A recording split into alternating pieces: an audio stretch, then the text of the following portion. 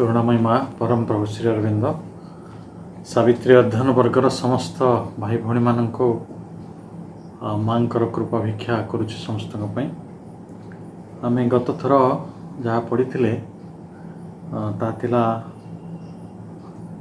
Book 1 canto 2 the ईश्वर धाड़ी 61 पर्यंत पृष्ठा 12 आम जहाँ पढ़ी मुझे को मन पकई दूची से विषय ए colloquy of the original gods meeting upon the borders of the unknown। ये दुईटी धाड़ी उपरे आपण को पूर्व आलोचनाटी को सामान्य स्मरण करिया परे आमे आग को अग्रगति करवा। जे मंत्रमयी सावित्री रो धाड़ी गुड़िक मंत्र परी जहाँ उपरे साधारणतः जड़े ध्यान करि पारिबे। गोटे गोटे धाड़ी उपरे जदि बहु समय धरी ध्यान करा जाए हुए तो तार अर्थ हमको धरा दे पारे। पुणी सही महासरस्वती माँ करुणा जदि आम उपरे वर्षा होछि बा से करुणा हमको कणिकाय भी प्राप्त होछि ताले सही विषय प्रति आमर आग्रह मध्य हब एवं आमे आग्रह बा श्रद्धा अनुपात रे तार अर्थ गुड़िक प्राप्त करवा एवं अर्थ गुड़िक होछि आनंद। ये कथाटी बहुत प्रणिधान करेंगे अर्थटा आनंद आमे जोटा बुझीपर से ही आनंद तैयारी करिवो। तेणु ये कहगला जे ओरिजिनल गॉड्स ये दुईटी ओरिजिनल आदि देवतांकर कथा कहगला। जड़े हेले सशरीरी असत सशरीरी असत जे होचंते मृत्यु जहाँ को अलगा बाटरे आमे एटर्नाल नो कहि परिबा। एवं अन्य जड़े हेले निजे सावित्री जे परम कर प्रतिनिधित्व करुछंती से एटर्नाल यस। ये दुईटी महाशक्ति महादेवता भावरे ओरिजिनल गॉड्स भावरे वार्तालाप करुछंती कोठी ना से आदिदेव माने meeting upon the borders of the unknown अज्ञात प्रदेशर सीमांतरे से माने वार्तालाप करिवे। ये जो अज्ञात जगतरा कोठी कारण आपणकर ज्ञात जगतटा केवल अभिव्यक्त जगतर सीमा भितर संगठित हो पार। जे जो जगतटी अभिव्यक्ति लाभ करिछि सेई जगत विषय आपण जानती बा जानते ना, किंतु जहाँ अभिव्यक्त जगतर ऊर्ध्वरे व्यक्त जगतर ऊर्ध्वरे ताहा आम समस्तंक पई अननोन अभिज्ञ होइकि रहिछि। सेई अभिज्ञ प्रदेश रे जोठी आम मानकर सामान्यतम धारणा नहीं सेठी एटर्नाल नो अशरीरी सशरीरी असत जहाँ को आम मृत्युर देवता कहूँ एवं जे परमंकर प्रतिनिधि सावित्री दुई आदिदेवों मध्य साक्षात हब एवं सेठी दुई जन निश्चय परस्पर को बुझेबाकू बा परस्पर को पराभूत करने को चेष्टा करेंगे।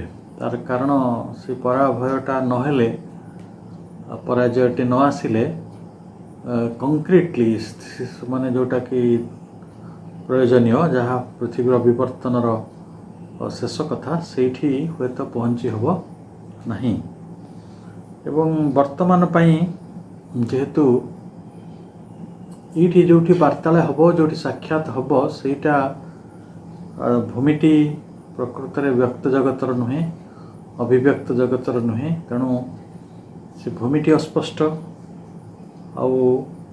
आपण गोटे परिचित भूमि रे जो जानी रास्ता घाट तार भूगोल तार भल मंद प्रस्कन से लड़ाई करने सहज, किंतु आपण को एपरी गोटे स्थान को जीवाक पड़ुछि जो स्थान व्यक्त जगत ठारू ऊर्ध्वरे एवं सेठी এই ଅଜଣା ପୃଥିବୀରେ ଗୋଟେ ଲଢ଼େଇ କରିବାଟା ସବୁବେଳେ ବିପଦ ସଂକୁଳ। କାହିଁକି ନା ଏଇ ଯେଉଁ ଲଢ଼େଇଟା ହେବ, ଏଇଟା ଆମ ଜଗତରେ ଯେଉଁ ଯୁଦ୍ଧ ହୁଏ, ଆମ ଜଗତରେ ଯେଉଁ ଲଢ଼େଇ ହୁଏ, ଅହଙ୍କାର ପ୍ରତିଷ୍ଠା ପାଇଁ, ସ୍ପର୍ଦ୍ଧାର ପ୍ରତିଷ୍ଠା ପାଇଁ, ବୀରତ୍ୱ ଶୌର୍ଯ୍ୟର ପ୍ରତିଷ୍ଠା ପାଇଁ, ଏ ସେଇ ଲଢ଼େଇ ନୁହେଁ। ଏଇ ଲଢ଼େଇଟି ହେଉଛି ଏପରି ଗୋଟେ ଲଢ଼େଇ ଯେଉଁଠି ଦେବତାମାନେ ସହଯୋଗ କରିପାରିବେ ନାହିଁ। ଆପଣ ଦେଖିଥିବେ ଯେତେବେଳେ ମହିଷାସୁର ଦୁର୍ଗାଙ୍କର ଲଢ଼େଇ ହେଇଥିଲା, ସେ ଦେବତାମାନେ ଗୋଟେ ପକ୍ଷକୁ ସମର୍ଥନ କରିପାରିଥିଲେ। ଯେତେବେଳେ ରାମ ରାବଣଙ୍କର ଯୁଦ୍ଧ ହେଇଥିଲା, ସେତେବେଳେ ଦେବତାମାନେ ଗୋଟେ ପକ୍ଷକୁ ସହଯୋଗ କରିପାରିଥିଲେ। କିନ୍ତୁ ଏଇଠି ଯେଉଁ ଅବ୍ୟକ୍ତ ଜଗତର ସୀମାନ୍ତରେ ଦୁଇ ଆଦିଦେବଙ୍କ ମଧ୍ୟରେ ଯେତେବେଳେ ଗୋଟେ ସଂଘର୍ଷ ହେବ, ସେ ସଂଘର୍ଷରେ ଦେବତାମାନେ ବି ତାର ମୁଁ ତ ସେଟା କହୁଛି ଟେର ପାଇବେନି। ଦେବତାମାନେ ବି ଜାଣନ୍ତିନି ବାସ୍ତବିକ ଏଠି କ'ଣ ହେବାକୁ ଯାଉଛି। ସେମାନେ ସହଯୋଗ କରିବା ତ ଦୂରର କଥା। ଆଉ ସବୁଠାରୁ ଗୁରୁତ୍ୱପୂର୍ଣ୍ଣ କଥାଟି ହେଉଛି ଯେ ପରମ ପ୍ରଭୁଙ୍କର ଯିଏ ପ୍ରତିନିଧି ସାବିତ୍ରୀ, ସେ ବିଜୟ ଲାଭ କରିବେ ଏଭଳି କିଛି ନିଶ୍ଚିତତା ନାହିଁ। କିନ୍ତୁ ଯଦି ସେ ବିଜୟ ଲାଭ ନ କରନ୍ତି ତାହେଲେ ମହାବିନାଶ ସୁନିଶ୍ଚିତ। ତେଣୁ ଏଇଟା ଗୋଟେ ସଙ୍କଟଜନକ କଥା। ଯାହାଙ୍କର ବିଜୟ ସୁନିଶ୍ଚିତ ହେବା ଉଚିତ, ତାଙ୍କ ବିଜୟକୁ ନେଇ ସନ୍ଦେହ ରହିଛି। କିନ୍ତୁ ସେ ଯଦି ବିଜୟୀ ହେଉନାହାନ୍ତି, ତାହେଲେ ଏପରି ଗୋଟେ ପ୍ରଳୟ ଆସିବ, ଏପରି ଗୋଟେ ବିନାଶ ଆସିବ, ଯେଉଁଠି ଜୀବନ ପାଇଁ ସମସ୍ତ ସମ୍ଭାବନାଟି କାଳ ପାଇଁ ବା ଶାଶ୍ୱତ କାଳ ପାଇଁ ଅବରୁଦ୍ଧ ହୋଇଗଲା। ଜୀବନର ଆଉ କିଛି ସମ୍ଭାବନା ନାହିଁ। ଶେଷରେ ଆମେ କହିବା ଜୀବନର ସମ୍ଭାବନା ହିଁ ମୃତ୍ୟୁ। ତେଣୁ ଗୋଟିଏ ପଟେ ଯେତେବେଳେ ସେଇ ସଶରୀରୀ ନଥିଙ୍ଗନେସ୍, ଯେଉଁଟା କୁହାର ସୋଲ୍ସ ଡିବେଟ୍ ୱିଥ୍ ଏମ୍ବଡିଡ୍ ନଥିଙ୍ଗନେସ୍, ସେଇ ଶରୀରଧାରୀ ଶୂନ୍ୟତା ହୁଏତ ସାବିତ୍ରୀଙ୍କୁ ଧ୍ୱଂସ କରିଦେଇପାରେ, ବା ଯଦି ମୃତ୍ୟୁର ଦେବତା ସେଇ ଯେଉଁ ଏମ୍ବଡିଡ୍ ନଥିଙ୍ଗନେସ୍ ଯଦି ପରାସ୍ତ ହୁଅନ୍ତି, ତାହେଲେ ହୁଏତ ସିଏ ନିଜେ ତାଙ୍କର ଏଇ ଜଗତରେ ଯେଉଁ କାର୍ଯ୍ୟଟି କରୁଛନ୍ତି ସେ ଆଉ କରିପାରିବେ ନାହିଁ। ତାଙ୍କର ନିଜସ୍ୱ ଅସ୍ତିତ୍ୱ ଲୋପ ହୋଇଯିବ। ତେଣୁ ଏଇ ଯେଉଁ ଅଭିବ୍ୟକ୍ତ ବିଶ୍ୱର ଊର୍ଦ୍ଧ୍ୱରେ ନିଜର ଯେଉଁ ଅରୂପ ଆଦି କାରଣ ଯେଉଁ ଉତ୍ସ, ଯେଉଁ ସଶରୀରୀ ଶୂନ୍ୟତାର ସିଏ ସମ୍ମୁଖୀନ ହେଉଛନ୍ତି, ସିଏ ବି ଆଦିଦେବ ଏବଂ ସେମାନେ ସେଇ ଏକା ଉତ୍ସରୁ ବିଶ୍ୱ ବ୍ୟବସ୍ଥା ଭିତରେ ଉତ୍ପତ୍ତି ଲାଭ କରିଛନ୍ତି। ଆପଣ ସବୁବେଳେ ୟେସ୍ ଆଉ ନୋଟାକୁ ଦୁଇଟି ବିପରୀତ ଧର୍ମୀ ସତ୍ତା ବୋଲି ଭାବିବେ ନାହିଁ। କାରଣ ଯେଭଳି ଆଲୋକ ଅନ୍ଧାର ପରସ୍ପରର ପରିପୂରକ, ଯେଭଳି ଜଳ ଓ ଅଗ୍ନି ପରସ୍ପରକୁ ଅନେକ ସମୟରେ ସହଯୋଗ କରନ୍ତି, ସେହିଭଳି ଏଠି ଦୁଇ ଆଦିଦେବ ଗୋଟିଏ ଉତ୍ସରୁ ଉତ୍ପତ୍ତି ଲାଭ କରିଛନ୍ତି। କାରଣ ସୃଷ୍ଟି, ବିନାଶ, ଅଭିବୃଦ୍ଧି, ଆମେ ଯେଉଁଟାକୁ ବିକାଶ, ବିନାଶ, ସୃଜନ କହୁଛୁ, ସେଇଟା ନକାରାତ୍ମକ ପ୍ରକ୍ରିୟା ବୋଲି ଆମକୁ ହୁଏତ ବେଳେବେଳେ ଲାଗୁଛି। କାରଣ ଯେଉଁଠି ବିନାଶ ହେଉଛି ସେଇଟା ଗୋଟେ ନକାରାତ୍ମକ ପ୍ରକ୍ରିୟା, କିନ୍ତୁ ଏମାନେ ପରସ୍ପର ସହିତ ସଂଯୁକ୍ତ, ପରସ୍ପର ସହିତ କ୍ରିୟାଶୀଳ। କାରଣ ଏହା ହେଉଛି ପ୍ରକୃତିର ଶୃଙ୍ଖଳାର ଗୋଟେ ବଡ଼ ଅଧିନିୟମ ବା ପ୍ରାକୃତିକ ନିୟନ୍ତ୍ରଣବାଦର ଏକ ଚରମ ଅସ୍ତ୍ର। ତେଣୁ ଏଇ ଯେଉଁ ବିଧାନ ଅଛି ବିନାଶର, ଏଇ ଯେଉଁ ବିଧାନ ରହିଛି ଗୋଟେ ପ୍ରାକୃତିକ ନିୟନ୍ତ୍ରଣବାଦର, ଏବଂ ଏଇ ନିୟନ୍ତ୍ରଣବାଦ ବିରୁଦ୍ଧରେ ସାବିତ୍ରୀଙ୍କର ଏକାକୀ ଆତ୍ମା ଛିଡ଼ା ହେଉଛି। ଆମେ ଏତିକି ପର୍ଯ୍ୟନ୍ତ କଥା ଗୁଡ଼ିକ ପଢ଼ିଥିଲେ। ଆଜି ଆମେ ଅନ୍ୟାନ୍ୟ ଧାଡ଼ି ଏଇ ବାଟରେ ପଢ଼ୁଛୁ।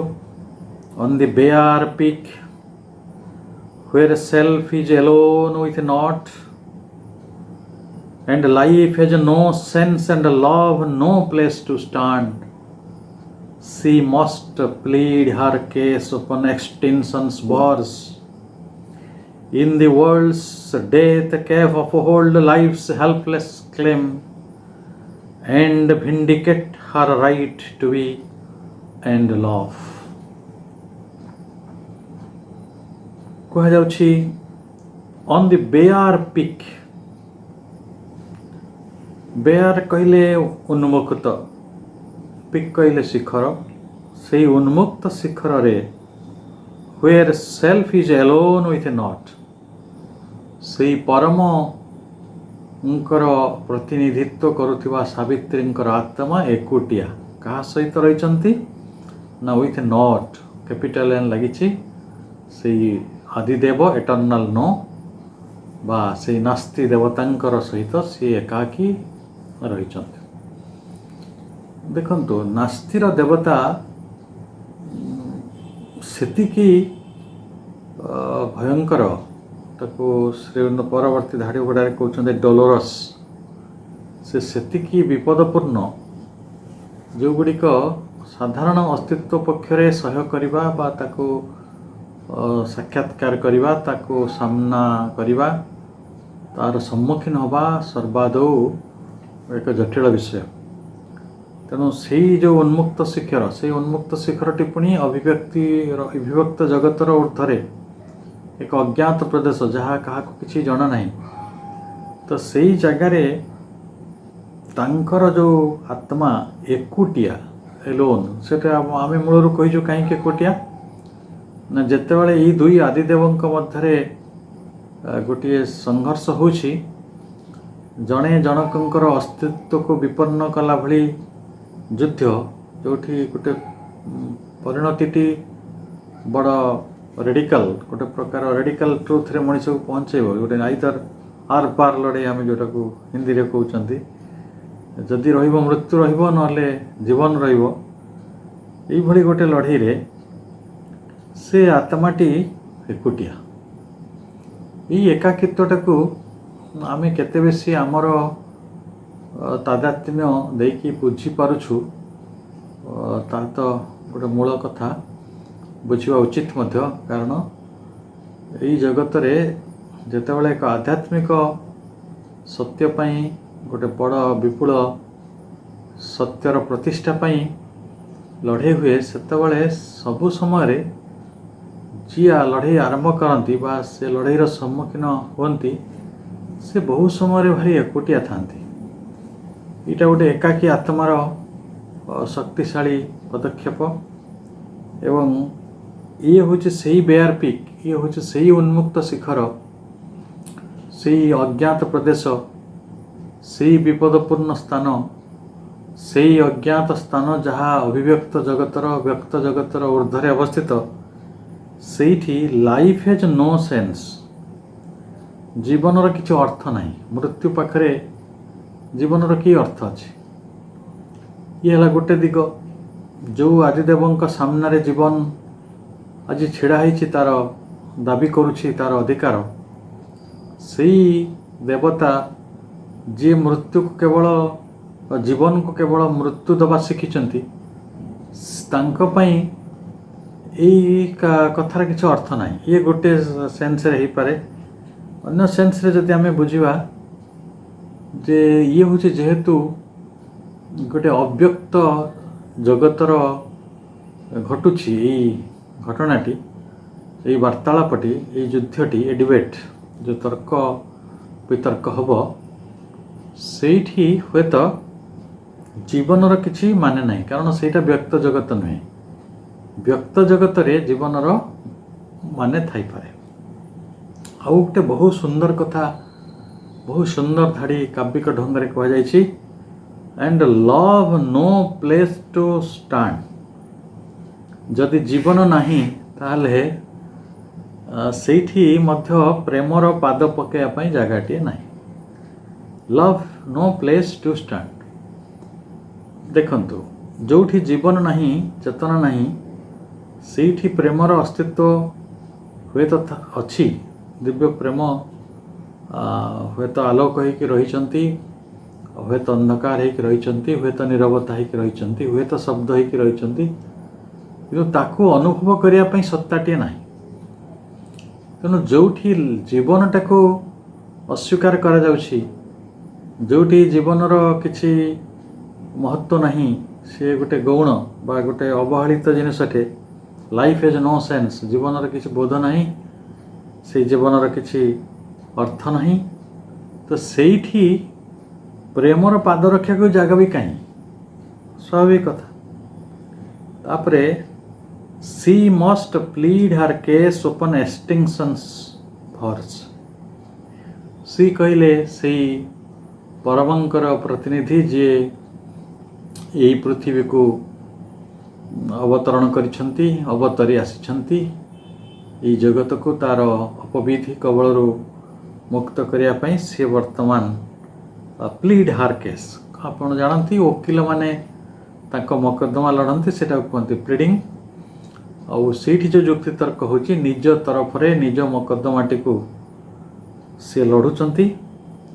ହର୍ କେସ୍, ତାଙ୍କର ଏଇ ମକଦ୍ଦମାଟିକୁ ସେ ପ୍ଲିଡ୍ କରୁଛନ୍ତି ତାଙ୍କ ସପକ୍ଷରେ। ଓପନ୍ ଏକ୍ସଟିଂସନ୍ସ ଭର୍ସ, କେଉଁଠି ନା ସେ ଯେଉଁ ଏକ୍ସଟିଂସନ୍ସ ଭର୍ସ କହିଲେ ନିର୍ବାଣର ତଟ ଦେଶରେ, ଯେଉଁଠି ବିନାଶର ବା ଏକ୍ସଟିଂସନ୍ କହିଲେ କ'ଣ, ନିର୍ବାପନ, ଗୋଟେ ନିର୍ବାପନର ତଟ ଦେଶରେ, ଯେଉଁଠି ନିର୍ବାପିତ ହୋଇଯିବାର ରହିଛି ସମ୍ଭାବନା, ଯେଉଁଠି ସମ୍ପୂର୍ଣ୍ଣ ରୂପେ ଲୁପ୍ତ ହୋଇଯିବାର ସମ୍ଭାବନା ରହିଛି, ସମ୍ପୂର୍ଣ୍ଣ ଭାବରେ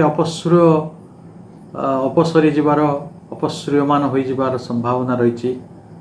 ସେଇଭଳି ଅପଶ୍ରୟମାନ ଗୋଟେ ତଟ ଦେଶରେ ସାବିତ୍ରୀ ଏକାଠି ଭାବୁଛନ୍ତି। ଦେଖନ୍ତୁ, ମୁଁ ଗୋଟେ କଥା କହେ, ଆପଣଙ୍କୁ ୟୁ ଆର୍ ଭେରି, ଯେତେବେଳେ ସିଓର ହେଇଯିବେ ଯେ ମୋର ଜୀବନ ଆଉ ମାତ୍ର କିଛି କ୍ଷଣ ଅଛି, ଆଉ 5 minute, 3 minute, 2 minute, 5 second, 10 second ଅଛି, ସେଇ ଯେଉଁ 10 ସେକେଣ୍ଡ, ସେଇଟା ହେଉଛି ଏକ୍ସଟେନସନ୍ସ ଭର୍ସ। ଯେତେବେଳେ ମୃତ୍ୟୁ ତ ଗୋଟେ ପ୍ରକାର ଆମକୁ କୁହାଯାଉଛି ଦେହର ବିନାଶ ହେଉଛି, ଆତ୍ମାର ବିନାଶ ହେଉନାହିଁ, କିନ୍ତୁ ଏଇଠି କଥାଟି ଆଉ ଟିକେ ଅଲଗା, ଯେ ଏଇଠି ଚିରଦିନ ପାଇଁ ମୂଳ ନାସ୍ତି, ଯେଉଁ ଏଟର୍ନାଲ୍ ନୋ, ଯେଉଁ ଏମ୍ବଡିଡ୍ ନଥିଙ୍ଗନେସ୍, ସେଇ ସଶରୀରୀ ଯେଉଁ ଶୂନ୍ୟତାଟି ହୁଏତ ଏପରି ଗୋଟେ ମହାବିନାଶକୁ ଡାକି ଆଣିବେ ଯେଉଁଠି ଆଉ ଅସ୍ତିତ୍ୱର କିଛି ବି ସମ୍ଭାବନା ନାହିଁ, ଆଉ ସେଇଠି ଗୋଟେ ଜୀବନର କିଛି ମାନେ ନାହିଁ। ସେଇଠି ହୁଏତ ପ୍ରେମ ତ ଛାଡ଼ନ୍ତୁ, ପ୍ରେମର କିଛି ମୂଲ୍ୟ ହିଁ ନାହିଁ, ତେଣୁ ପ୍ରେମ ସେଠି ପାଦ ରଖିବାକୁ ଜାଗା ପାଉନାହିଁ। ସେଇଭଳି ଜାଗାରେ, ସେଇ ସ୍ଥାନରେ, ସେଇ ବେୟାର ପିକ୍ରେ, ସେଇ ଉନ୍ମୁକ୍ତ ଶିଖରରେ ଏକୁଟିଆ ସାବିତ୍ରୀ ନିଜ ମକଦ୍ଦମାଟି ନିଜେ ଲଢ଼ୁଛନ୍ତି।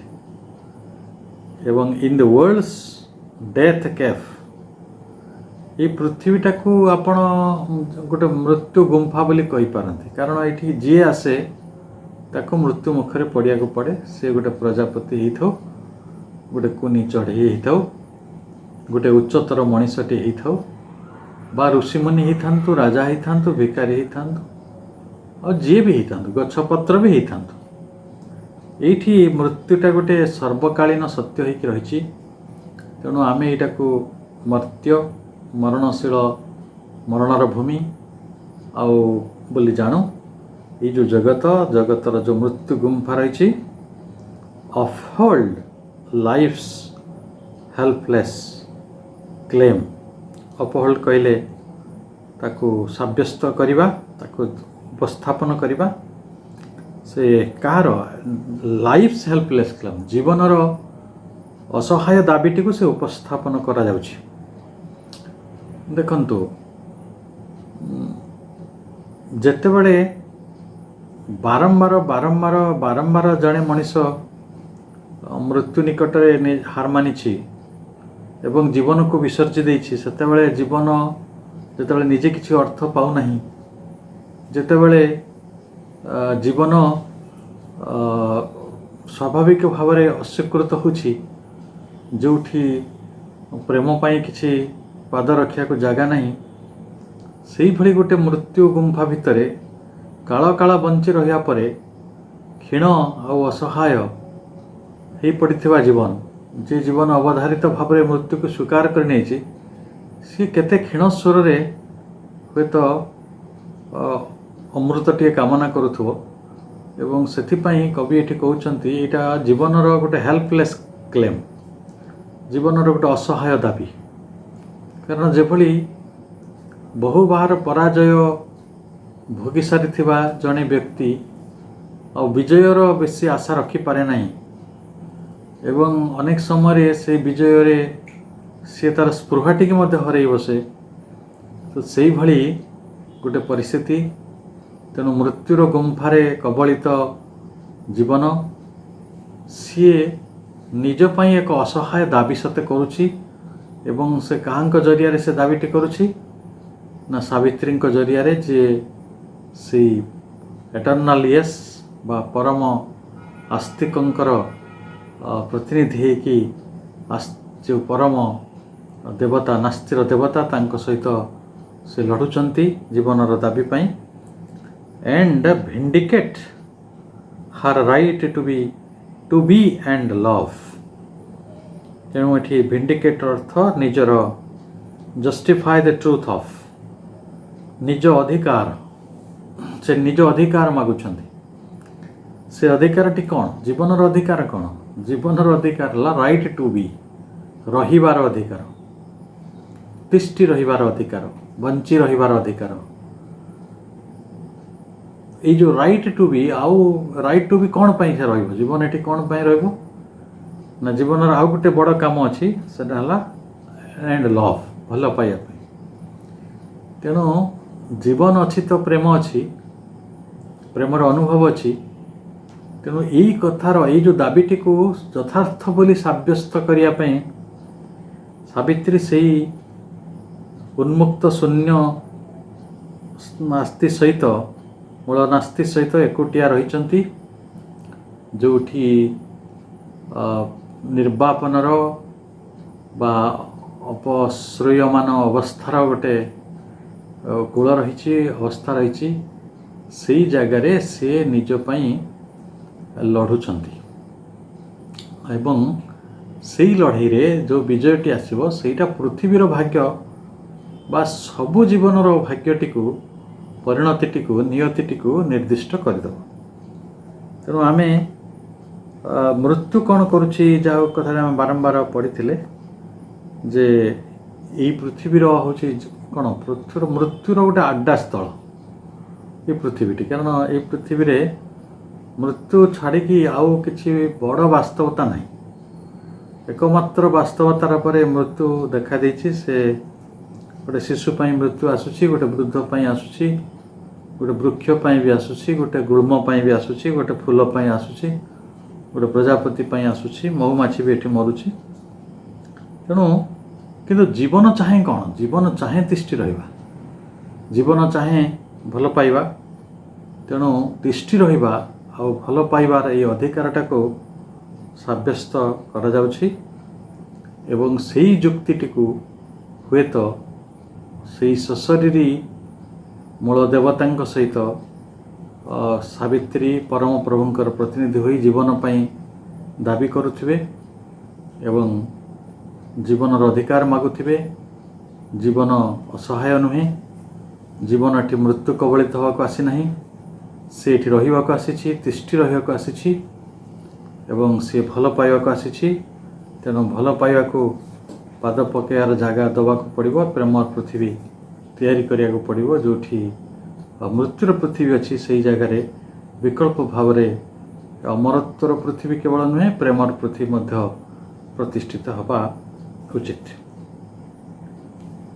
ପୁଣି ଏପରି କୁହାଯାଉଛି, ଅଲ୍ଟର୍ଡ ମଷ୍ଟ ବି natures harsh economy, acquaintance she must win from her past bond, an old account of suffering exhaust, strike out from time the soul's long compound debt, and the heavy servitudes of the karmic gods, the slow revenge of unforgiving law, and the deep need of universal pain and hard sacrifice and tragic consequence।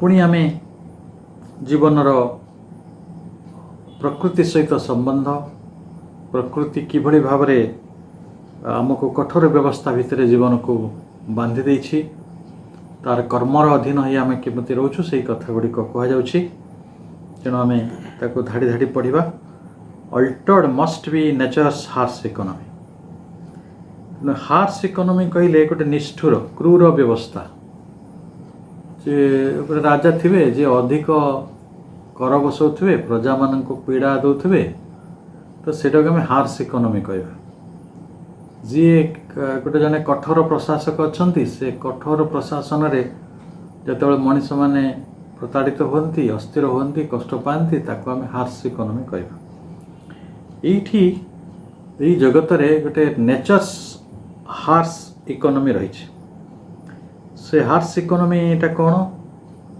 ना आमे समस्ते जो कारण आ फलाफल जगत रे बास करुछु कज and effector जगत ये कड़ा हिसाब किताब गोटे यांत्रिक व्यवस्था रही एवं या ही है एपरी गोटे व्यवस्था जो व्यवस्था पृथ्वीर कौन सी जीव मुकुल पार ना कज एंड इफेक्ट कहले आम या बुझु या कले से हम निश्चय हम न हम एमती प्रश्न उठुनि जड़े जदि विष पी दूची ताले ता शरीर में अनेक क्षति हो दरकार पड़े मरी जापे किंतु विष पी कि से शांति हसुथो सेपरी संभव नहीं अर्थात यही जगत रे जदि आम जत्न करुँचे तो आमको किसी लाभ मिलूँ जदि आम अजत्न करुँको क्षति हो जो कारण सहित गोटे फलाफल संयुक्त होकर पृथ्वी रही द्वैतता यहाँ हूँ देण नेण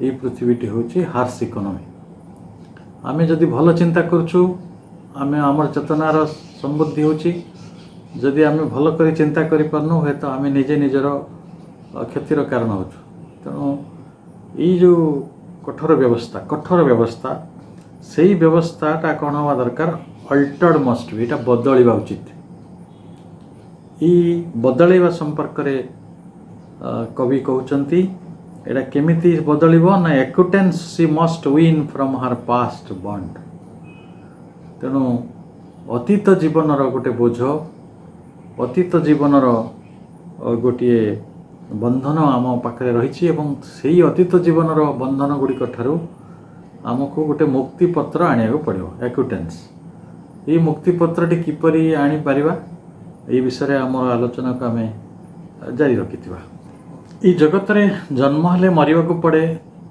बंचिबा हेले कष्टर मूल्य देवा पड़े जंत्रणा भीतर दे गति करिया पड़े एवं कौन सी अनुभव जीवनर अनुभव गुड़िक द्वंद्व मुक्त नुहे अस्थिरतार मुक्त नुहे अशांतिर मुक्त नुहे ये गोटे जीवन आसी माने ता भितर स्थिरता अस्थिरता शांति अशांतिर जो द्वैत व्यवधान गोटे प्रावधान रही व्यवस्था रही से व्यवस्था को फांकिला भली किसी उपाय नहीं से कथाटा को कवि कहते altered must be nature harsh economy यहीटा बदलिया उचित तो हे तो आम मान भितर प्रश्न उठी पारे जे जदि द्वैतताटा रहिबो नहीं ताले आमको गोटे प्रकार मोनोटोनिसिटी गोटे प्रकार केवल शांति थिबो केवल आलोक थी केवल सत्य थी या कौन महत्वटा अनुभव करी हो कि किंतु गोटे कथा तो निश्चित जे जीवन जो आसी सेटा मृत्यु लाभ करने को आसी ना कि जंत्रणा लाभ करने को आसी ना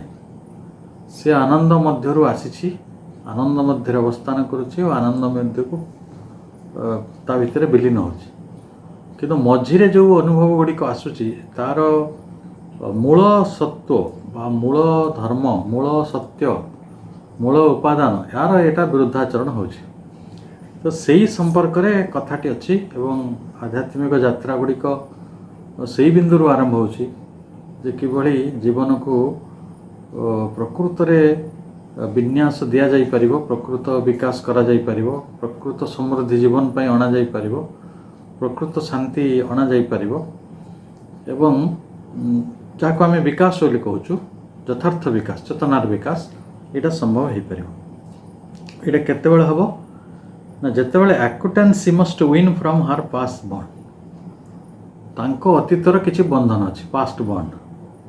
ସେ ବନ୍ଧନ ଗୁଡ଼ିକ ଭିତରୁ ତାଙ୍କୁ ଗୋଟେ ମୁକ୍ତି, ସି ମଷ୍ଟ ୱିନ୍, ସେ ସେଇଟା ଜିତିବେ ବା ଆଣିବେ, ପ୍ରାପ୍ତ କରିବେ ଗୋଟେ ଅତୀତର ବନ୍ଧନଠାରୁ ମୁକ୍ତିପତ୍ରଟା। ଏଇଟା କ'ଣ? ଏଇ କଥାଟି ହେଲା ଯେ ଆପଣଙ୍କୁ ବାରମ୍ବାର ଆମେ ଯେଉଁ ଶ୍ରୀ ଅରବିନ୍ଦଙ୍କ ଯୋଗରେ କୁହାଯାଉଛି ଯେ ଅତୀତ ଜୀବନ ଗୁଡ଼ିକ ସବୁ ଆମ ପାଇଁ ପ୍ରୟୋଜନୀୟ ଥିଲା। ସେଇଠି ଜୀବନ ବଞ୍ଚିବା ଭିତରେ ଆମେ ଯେଉଁ ଅନୁଭବ ସବୁ ପାଇଥିଲେ ତାହା ମଧ୍ୟ ପ୍ରୟୋଜନ ଥିଲା। ସେଗୁଡ଼ିକ ବହୁଳ ଥିଲେ ଆମ ଜୀବନରେ, ସେ ଅନୁଭୂତି ଗୁଡ଼ିକ।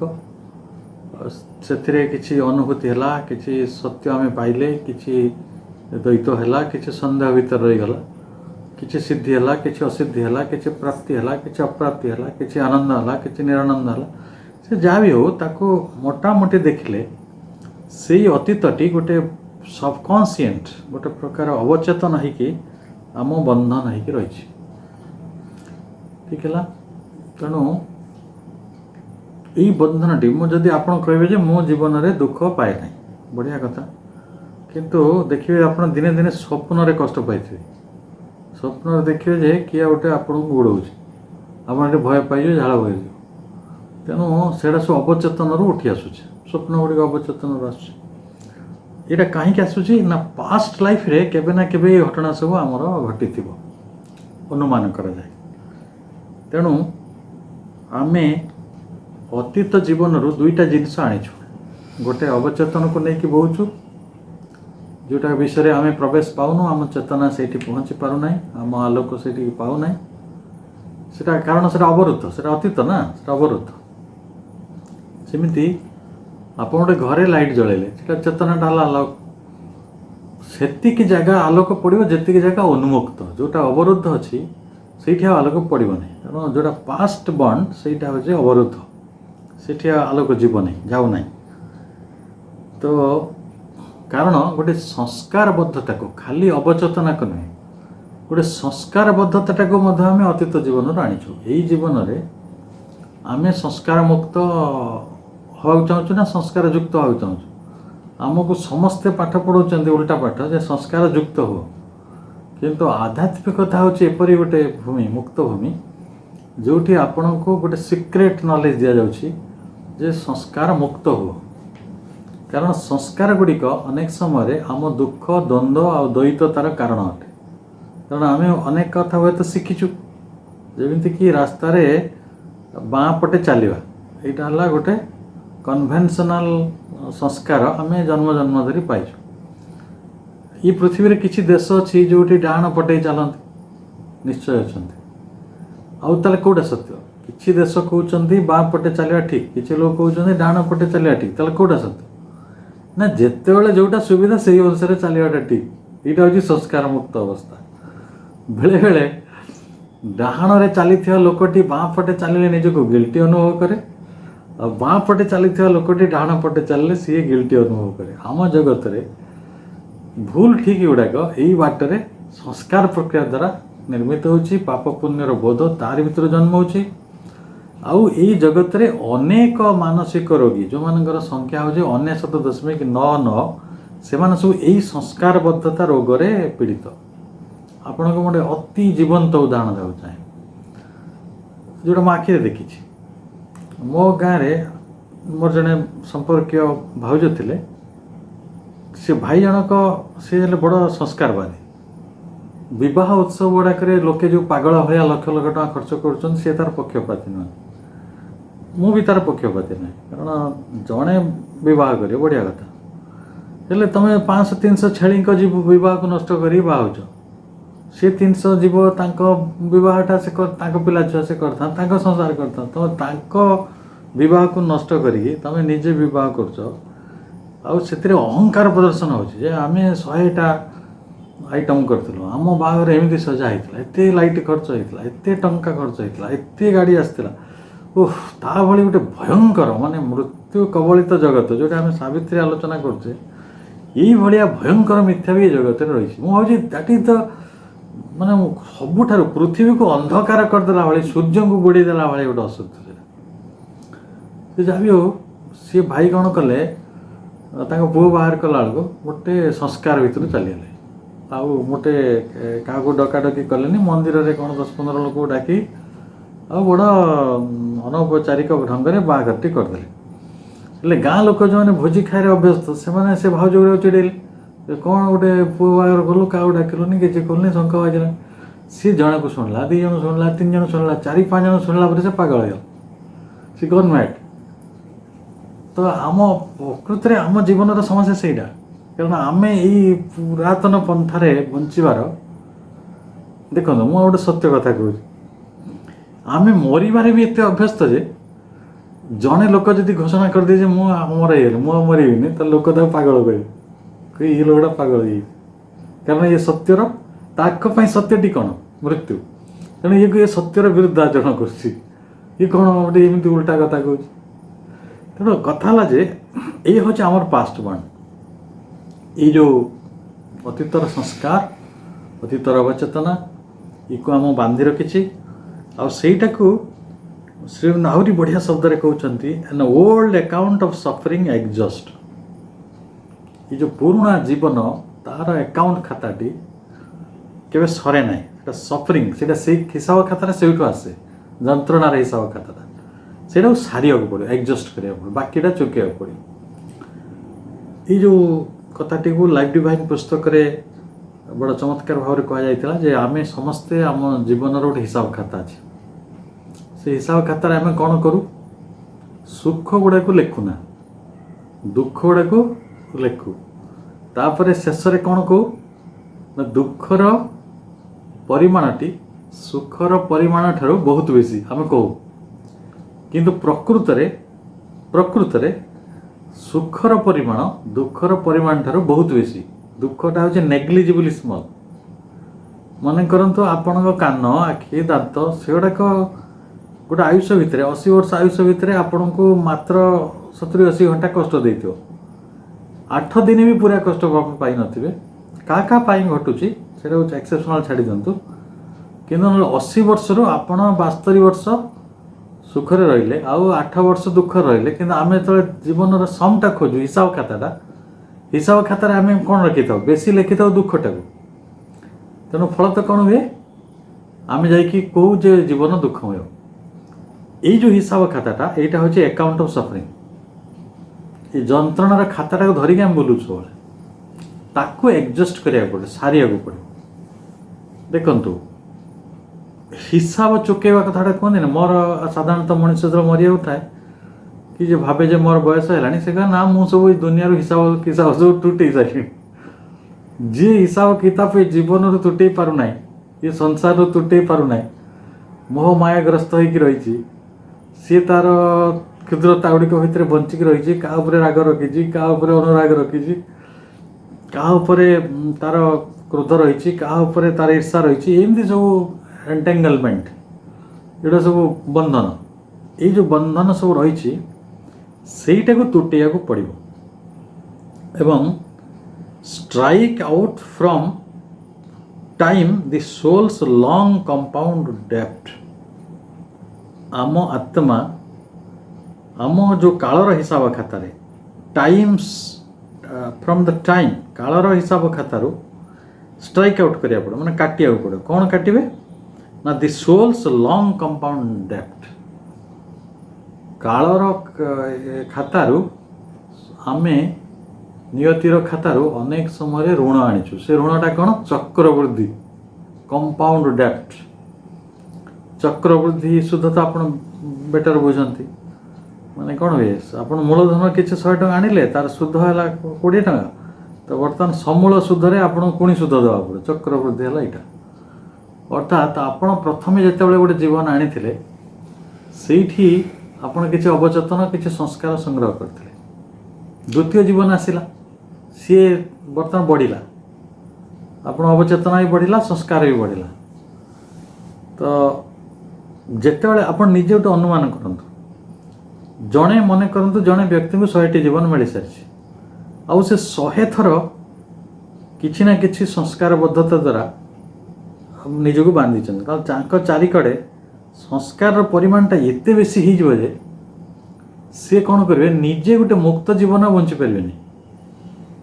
ठीक अच्छे सी खाली पाप पुण्य भल मंद सुख दुख यारी भितर धंदी होते यही जगत रे देखो आम अनेक लोक आम निजे पीड़ा दू अनेक लोक कारण आम पीड़ा पाऊ ये दुईटार कारण कौन कह तार कारण है जो लोक मैंने आमको पीड़ा दिखती से संस्कार आखिरे जगत को देखते राइट जदि से संस्कार अनुसार आम बंचुना ताले से आमको भूल कहते अब्राहम लिंकन जो मैंने गोली मारते से लोक गांधी को जो मैंने गोली मारते से लोक चषमार कार्यटी ठीक नाला ठीक है कहीं से गोटे संस्कार प्रक्रिया बढ़ी से गोटे अभ्यस्त आउ साधारणतः देखिए बहुत बड़ कथा यहाँ गोटे भाविला भाई कथा गोटे विश्वास आउ गोटे विश्वास को अविश्वास करे आम जगत सेमती मन करंतु ख्रीस्टियान मानकर गोटे धर्म अच्छी जी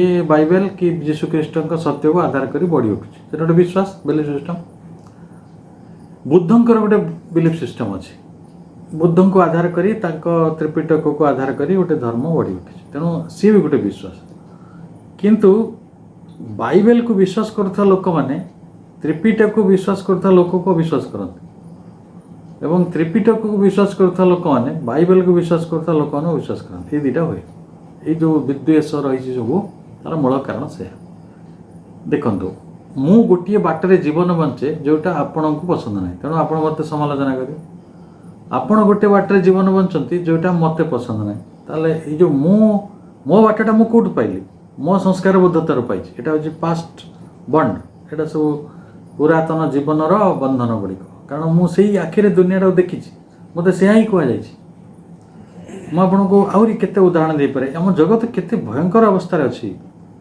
तार मु दिने मोर गोटे सांगर घर को जाइली मोर से सांगटी नुआ करी बाहा होता है मुझे जन से बुढ़ी लोक जन माँ जन बस कांदुचंद मुझे कौन है मुझे कहीं कांदु कहला देख बापा ये बोटा बाहर आसी 8 दिन है बजार पड़ेगा तार दुख होगा से बाट अरे सी तार बजार गला ये समुद्र गला तोर कौन है ना एमती कौन हुए आम गाँ बाहर लोक मैंने मत कौन कहे ये जो निजर आखिरे आम तो दुनिया को भूल देखु जीवन को भूल देखु पुणी अन्य मान को कंट्रोल करू से जो गोटे नैतिक सर्वस्व बा संस्कारबद्ध जीवनटे मनीष बंचुची से गुड़ा हूँ कार्मिक गॉड्स मानकर हेवी सर्विट्यूड्स कर्माधिपति देवता मानकर दासत्वर गुरुवार श्रीरंगता कहते the heavy servitudes of the karmic God's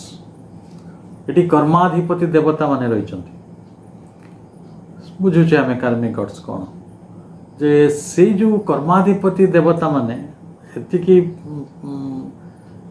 यज्ञ कले एतिकी लाभ मिल ये जो धारणा गुड़िक परवर्ती समय यज्ञ पढ़ा जाइथिला एवं आपण को यज्ञ संपर्क में एसेजन गीतार श्री अरविंद अति पुंखानुपुंख भाव बुझाऊँच से कहुचे लोक मैंने गोटे समय आसला निजर कामना बासनार परितृप्ति भी यज्ञ गुड़ाक व्यवहार कले जन पुओ दरकार से गोटे पुत्रेष्ट यज्ञ करदे जन को गोटे राजा हबार अच्छे सी गोटे राजस्व यज्ञ कला जो अहंकार प्रदर्शन मार्ग भाव में यज्ञ को व्यवहार कराई तेणु एम सब कार्मिक गॉड्स जो गोटे प्रकार कर्माधिपति देवता मान सब या से फल सब होता आपण गोटे आस्पृहा रखिकी कौन से यज्ञ करूँ से यज्ञ जदि गोटे आंतरिकता रही दि आंसर यू विल गेट यहाँ सत्य कथा बहु परीक्षित कथा आप कौन से भी जिनस को नहीं परीक्षा करूँ से सफल हे हे तो किसी समय लगिपे स्थूल भाव किंतु से माँ कहते all your sincere prayers are granted ताले जदि all your sincere prayers are granted ताले कर्माधिपति देवता अच्छा ना तो मुझे कौन जिनस प्रार्थना करे मुझे आंतरिक भाव यहाँ करूँ से मत प्राप्त हो निश्चय हो बी श्योर किंतु सेटा जे मोर यथार्थ प्रार्थना थिला सेटा मु कहि परिबे सेटा को मन नहीं को प्राण नहीं को जीवन को भूमि रे कारण एटी जीवन बहुत भूमि रही आगो कह सावित्री जो लड़ाई थिला सेटा गोटे भूमि रे से लड़ाई नथिला तेणु आम जीवनटा गोटे मल्टी लेवल कन्सियसनेस बहु स्तर विशिष्ट चेतना को लेकिन आम बंचुचु ତେଣୁ ସେଇ ଯେଉଁ karmic and the heavy servitudes of the karmic gods ଆମେ କର୍ମାଧିପତି ଦେବତାମାନଙ୍କର ଯେଉଁ ଦାସତ୍ୱର ଗୁରୁଭାରରୁ ମୁକ୍ତ ହେବାକୁ ପଡ଼ିବ।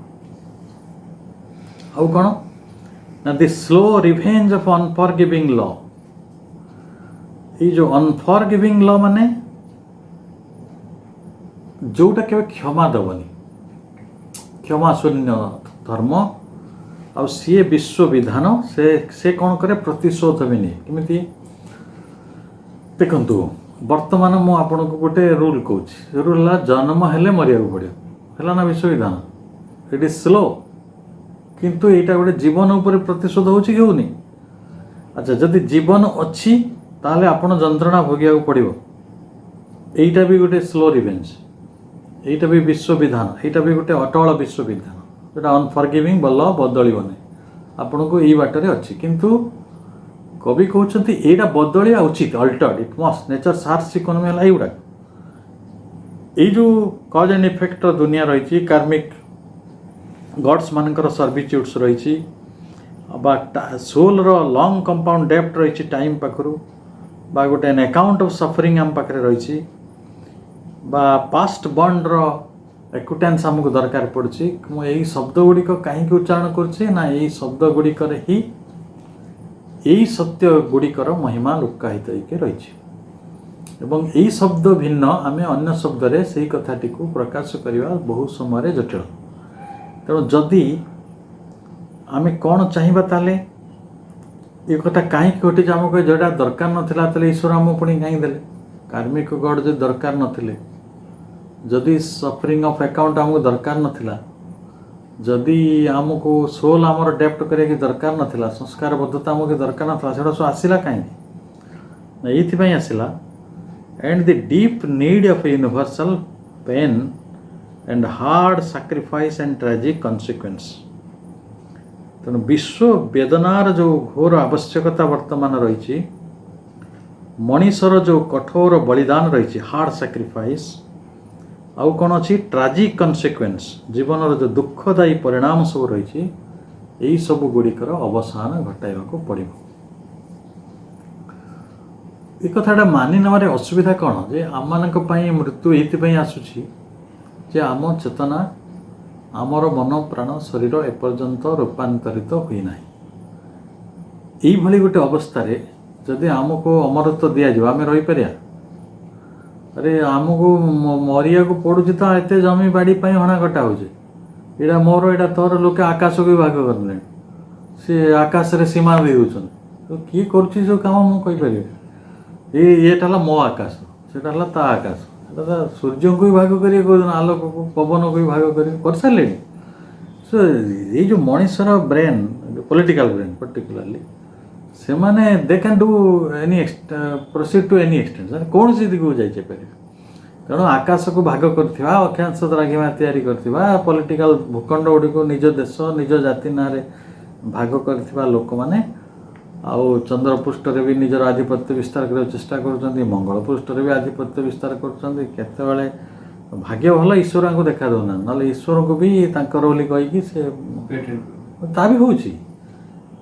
ଦେଖନ୍ତୁ, ମଣିଷର ଯେଉଁ ଅବସ୍ଥା ଅଛି, ମଣିଷ ନିଜେ କ୍ଷୁଦ୍ର।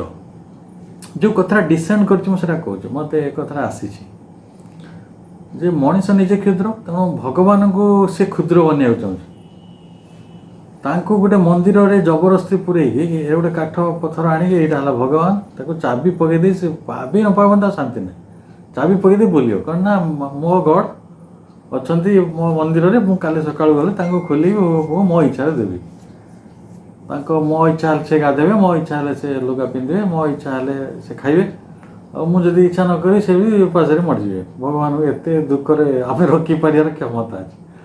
ତେଣୁ ମଣିଷର ଏଇ ଯେଉଁ ଅଜ୍ଞାନତା ରହିଛି, ଏଇଭଳି ଗୋଟେ ଅଜ୍ଞାନତାର ସମୟରେ ଯେତେବେଳେ ସେ ଏଇଥିରେ ସବୁ ମୁକ୍ତ ନୁହେଁ, ତାକୁ ଅମରତ୍ୱ ଦିଆଯାଇ ପାରିବ କି? ଆପଣ କୁହନ୍ତୁ। ଯଦି ଆମେ ଅମରତ୍ୱ ଦେବା ତାହେଲେ ସିଏ କେମିତି ବଞ୍ଚିବ? କ'ଣ ତ ଏବେ ବି ତ ବଞ୍ଚିପାରୁନି, ମୃତ୍ୟୁ ଥାଇକି ବି, ଡେଥ୍ ଇଜ୍ ଇମିନେଣ୍ଟ। କାଲି ସକାଳେ ଜାଣେ ଲୋକ ନେକ୍ସଟ ଷ୍ଟେପ୍ ତାର କ'ଣ ହେବ ସେ ଜାଣିନାହିଁ, କାଲି ସକାଳେ ସେ ବଞ୍ଚିବ କି ମରିବ ଜାଣିନାହିଁ, କିନ୍ତୁ ସେ ନିଜ ପାଇଁ କେତେ ଅହମିକାର ରାସ୍ତା ଖୋଜି ଦେଉଛି। ଏଇଟା ମୋ ଘର, ମୋର 5ଟା ଘର ଦରକାର, 7ଟା ଘର ଦରକାର। ମୁଁ ଜାଣିଛି ଆମ ପରିବାରରେ ବି କିଛି ଲୋକ ଅଛନ୍ତି ଯେଉଁମାନଙ୍କର 5ଟା 7ଟା ଘର ଆଣି ରହିବାକୁ ତାଙ୍କ ପାଖରେ ଲୋକ ନାହାନ୍ତି, ଝାଡ଼ୁ ମାରିବାକୁ ବି ଲୋକ ନାହାନ୍ତି, କିନ୍ତୁ ସିଏ ଅହଙ୍କାରରେ ପଡ଼ୁଛନ୍ତି। ତାଙ୍କୁ ଯଦି ଆପଣ କହିବେ ଘଡ଼ିଏ ସାବିତ୍ରୀ ଶୁଣୁନୁ ଟିକେ କଲ୍ୟାଣ ହବ ତମ ଆତ୍ମାର, ନା ସେଗୁଡ଼ା ପାଇଁ ମେଳ ନାହିଁ। କିନ୍ତୁ ସିଏ ଖାଲି ଭଡ଼ା ଆଦାୟ କରିବା ଦୌଡ଼ି, ଏ ଘର ଯାଇକି ସେ ଘର, ସେ ଘର ଏଠି ମାରିବାକୁ, ଏଇଟା ମୋ ଘର। ଆରେ 1000 ବର୍ଷ ପରେ ସେ ତୋ ଘର ଥିବ ନା ତୁ ଥିବୁ? ଖାଲିଟାରେ କାହିଁକି ଏ ମାଛରେ ପଡ଼ୁଛ? ସତ୍ୟ ପଛରେ ରୁହ। ତେଣୁ ମଣିଷର ଯାହା ସମସ୍ୟା ଅଛି ତାହା ହେଉଛି ମଣିଷ ଏଇ ବିଧାନକୁ ଟାଳି ଦେବା ପାଇଁ ତା ପାଖରେ ସ୍ୱାଧୀନତାଟି ନାହିଁ। କାରଣ ସିଏ ଯେହେତୁ ଗୋଟେ ଅବଧାରିତ କ୍ଷୁଦ୍ରତାଟି ପାଇଛି, ବିଧି ନିର୍ଦ୍ଦିଷ୍ଟ, କାରଣ ଏଇଟା ସମୟ ପାଖରୁ ତାର ଆତ୍ମା ଏଇ ଚକ୍ରବୃଦ୍ଧି ଋଣ ଗୁଡ଼ିକ ଉଦ୍ଧାର ଆଣିଛି। ଋଣଟା କ'ଣ ଆପଣ ଜବରଦସ୍ତି ଦିଆହେଇଥିବ?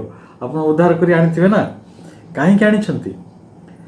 ନା ଆମେ ପ୍ରକୃତିର କଡ଼ା ବ୍ୟବସ୍ଥାଟାକୁ ସମ୍ମୁଖୀନ ହୁଅନ୍ତି ନାହିଁ, ଆମେ ପ୍ରକୃତିର କଡ଼ା ବ୍ୟବସ୍ଥାଟାକୁ ମାନି ନିଅନ୍ତି, ସମ୍ମାନ ପ୍ରଦର୍ଶନ କରନ୍ତି, ଏପରିକି ଆମେ ତାକୁ ସମର୍ଥନ ମଧ୍ୟ କରନ୍ତି। ଏଇଭଳି କଥା ଗୁଡ଼ିକ ଅନେକ ଅବତାର ମାନେ ମଧ୍ୟ କରିଛନ୍ତି, କାରଣ ସେ ସମୟରେ ତାହିଁ ଆବଶ୍ୟକତା ଥିଲା। ଅବତାର ମାନେ ବି ଏଇ ମଣିଷର ଏଇ ଯେଉଁ ଦୁଃଖ ସଫରିଂ ଆକାଉଣ୍ଟ, ତା କାର୍ମିକ ଗଡ଼ ମାନଙ୍କର ଯେଉଁ ଦାସତ୍ୱ ସେ ରହିଛି, ସ୍ଲାଭ୍ ହେଇକି ରହିଛି, ତାକୁ ବି ସେ ମୁକ୍ତ କରିବାକୁ ଚେଷ୍ଟା କରୁନାହାନ୍ତି। ସେଇଥିପାଇଁ ଆମେ ଯାହା ପଢ଼ୁଛୁ ଏଇଟା ହେଉଛି ଗୋଟେ ଯନ୍ତ୍ରଣାଦାୟକ ବ୍ୟବସ୍ଥା, କଠୋର ହାର୍ସ ଇକୋନୋମି। କିନ୍ତୁ ଏ ଯନ୍ତ୍ରଣାରୁ ମୁକ୍ତି ପାଇଁ ଆମ କେତେ ଜଣଙ୍କର ଚିନ୍ତା ଅଛି ଯେ ସତରେ ଜୀବନ ଏଇସବୁ କଥା ଗୁଡ଼ିକରୁ ମୁକ୍ତ ହେଇପାରିବ? ସେ ବିଷୟରେ ଆମେ କେବେ ଚିନ୍ତା କଲୁଣି କି, ଆରମ୍ଭ କଲୁଣି? ସାବିତ୍ରୀଙ୍କର କାହାଣୀଟି କେତେ ବର୍ଷ ତଳର? ମହାଭାରତ ସମୟକୁ ଯଦି ଆମେ 5-6 ହଜାର ବର୍ଷ ତଳ କଥା କହିବା, 6,000 ବର୍ଷ ଭିତରେ କିଛି ନହେଲେ ଗୋଟେ 100 ବର୍ଷରେ 3ଟି ପିଢ଼ି ଚାଲିଯାଉଛି। ତାହେଲେ 1000 ବର୍ଷରେ କିଛି ନହେଲେ 10-30ଟା ପିଢ଼ି ଗଲାଣି। 6,000 ବର୍ଷରେ 180ଟି ପିଢ଼ି ଜେନେରେସନ୍ ପାସ୍ କରିଗଲା। ଅର୍ଥାତ୍ 180 ଜେନେରେସନ୍ ତଳେ ଲୋକେ ଯେଉଁ ଅନ୍ଧକାରରେ ଥିଲେ ଆଜି ମଧ୍ୟ ସେଇ ଅନ୍ଧକାରରେ ଅଛନ୍ତି। ଫରକ ଏତିକି ଥିଲା ଯେ ସେତେବେଳେ ତାଙ୍କ ପାଖରେ ଡିବିରି ବି ନଥିଲା, ଏବେ ଆମ ପାଖରେ LED ଅଛି, କିନ୍ତୁ ଆମେ ଅନ୍ଧକାର ଭିତରୁ ବେଶୀ ପ୍ରବେଶ କରୁଛୁ। କାରଣ ଆମ ଅହମିକାର ଅନ୍ଧକାରଟା ଆମକୁ ବେଶୀ ଅସୁବିଧାରେ ପକେଇଛି। କିନ୍ତୁ ଏ ବିଷୟରେ ଆମେ କିଛି ଚିନ୍ତା କରୁନୁ। ଆମେ ଭାବୁଛୁ ହଁ ଏଇଟା ହିଁ ଆମ ପୁରୁଷାର୍ଥ। ମୁଁ ଯଦି 50,000 ଲୋକଙ୍କୁ ଭୂତେଇ ପାଇଲି ମିଛ କଥା କହିକି, ତାହେଲେ ଏଇଟା ହେଉଛି ମାଇ କାପାସିଟି। ଏଇ ବାଟରେ ମଣିଷ ବଞ୍ଚିବାକୁ ଚେଷ୍ଟା କରୁଛି। ତେଣୁ ଏଇ ଯେଉଁ ଯାନ୍ତ୍ରିକ ବ୍ୟବସ୍ଥା ଅଛି, ଏଇ ସମସ୍ୟାଟା ଗୋଟିଏ ବ୍ୟକ୍ତିଗତ ସମସ୍ୟା ନୁହେଁ। ମୁଁ ଆପଣଙ୍କୁ କହୁଛି, ଅହଙ୍କାର, ଅଜ୍ଞାନତା ପାଳିଥିବା, ସ୍ୱାର୍ଥ, ମୋହ, କ୍ଷୁଦ୍ରତାକୁ ପାଳିଥିବା ଲୋକକୁ ଆମେ ନିନ୍ଦା କରୁନୁ। କାହିଁକି ନିନ୍ଦା କରୁନୁ? ନା ସିଏ ଗୋଟେ ଯାନ୍ତ୍ରିକ ବିଶ୍ୱ ବ୍ୟବସ୍ଥାର ଅଧୀନସ୍ଥ ହେଇଛି, ସେ ସେଥିରୁ ମୁକୁଳିବାକୁ ଚେଷ୍ଟା କରୁନାହିଁ। ସମସ୍ୟାଟା ସେଇଠି ଅଛି। ତେଣୁ ବର୍ତ୍ତମାନ ଯେଉଁ ସମସ୍ୟାଟା ଅଛି ଏଇଟା ଗୋଟେ ବ୍ୟକ୍ତିଗତ ସମସ୍ୟା ନୁହେଁ, ବ୍ୟକ୍ତିଗତ ସ୍ତରରେ କିଏ ଅଜ୍ଞାନୀ ହେଉନାହିଁ, ଏଇଟା ଗୋଟେ ସାମୂହିକ ଅବସ୍ଥା ହେଇକି ରହିଛି, ବିଶ୍ୱର ସମସ୍ୟା ହେଇକି ରହିଛି। ଆମେ ଯାହା ଆଲୋଚନା କରୁଛେ ଏଇ ଆଲୋଚନାର ବିଷୟବସ୍ତୁ ହେଉଛି ସମସ୍ୟା, ଦି ଇସ୍ୟୁ। ତ ଇସ୍ୟୁ ହେଲା ମୋତେ କ'ଣ ଚାହିଁବା କଥା ଆଉ ମୁଁ କ'ଣ ଚାହୁଁଛି। ଠିକ୍ ହେଲା। ମୁଁ ସବୁ ସମୟରେ ଆମ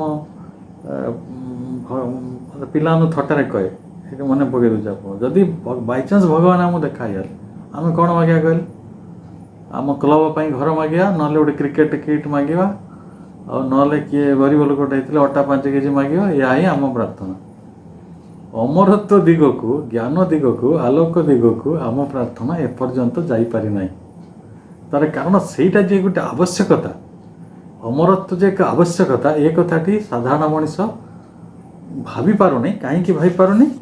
ନା ସେ କଥାଟା ଏଠି କୁହାଯାଇଛି, ନା ଏଇଟା ହେଉଛି deep need of universal pain. ଏଭଳି ଗୋଟେ ପ୍ରୟୋଜନୀୟତା ଆଜି ଆମ ପାଇଁ ବିବର୍ତ୍ତନ ପାଇଁ ଦରକାର ପଡ଼ିଛି। କାରଣ ପ୍ରତ୍ୟେକ ଥର ସିଏ ବଞ୍ଚିବା ବେଳେ ଏବଂ ପ୍ରତ୍ୟେକ ଥର ମରିଯିବା ବେଳେ ସିଏ ନିଶ୍ଚୟ ତାର ଗୋଟେ ରିଫାଇନମେଣ୍ଟ ଦିଗକୁ ସେ ଯାଉଛି, ଗୋଟେ ନୂଆ ପୃଥିବୀ ଭିତରକୁ ତା ଆତ୍ମା ଆସୁଛି। କାରଣ ଦେଖନ୍ତୁ, 200 ବର୍ଷ ତଳେ ଏ ପୃଥିବୀର ପରିସ୍ଥିତି ଯାହା ଥିଲା, ଆଜି ଏ ପରିସ୍ଥିତି ବଦଳିଛି। ତେଣୁ ବିବର୍ତ୍ତନର ଯେଉଁ ମହାଶକ୍ତି ପ୍ରକୃତି କ୍ଷେତ୍ରରେ କାମ କରୁଛି, ମନୁଷ୍ୟର ପ୍ରକୃତି କ୍ଷେତ୍ରରେ କାମ କରୁଛି, ଆମ ବାହ୍ୟ ପ୍ରକୃତିରେ କାମ କରୁଛି, ଆମ ଅନ୍ତରସ୍ଥ ପ୍ରକୃତିରେ କାମ କରୁଛି, ଏ ବିଷୟରେ ଗଭୀର ତାତ୍ତ୍ୱିକ ଭାବରେ ଆଲୋଚନା କରିବା ପାଇଁ ଆମେ ପୁଣି ଥରେ এই କଥାକୁ ଆଲୋଚନା କରିବା, ଚିନ୍ତା କରିବା। ବର୍ତ୍ତମାନ ଆମେ ଗୋଟେ ସପ୍ତାହ ସମୟ ପାଉଛନ୍ତି ଏ ବିଷୟରେ ଅଧିକ ଚିନ୍ତା କରିବା ପାଇଁ। ସମସ୍ତଙ୍କୁ ମାଙ୍କର ଅସୀମ କରୁଣାକୁ ପ୍ରାପ୍ତ କରିବା ପାଇଁ ଭିକ୍ଷା କରୁଛି ମାଙ୍କ ପାଖରେ ଏବଂ ଆଜିର ଆଲୋଚନାକୁ ଏଇଠି ରଖୁଛି। ବନ୍ଦେ ମାତରମ୍।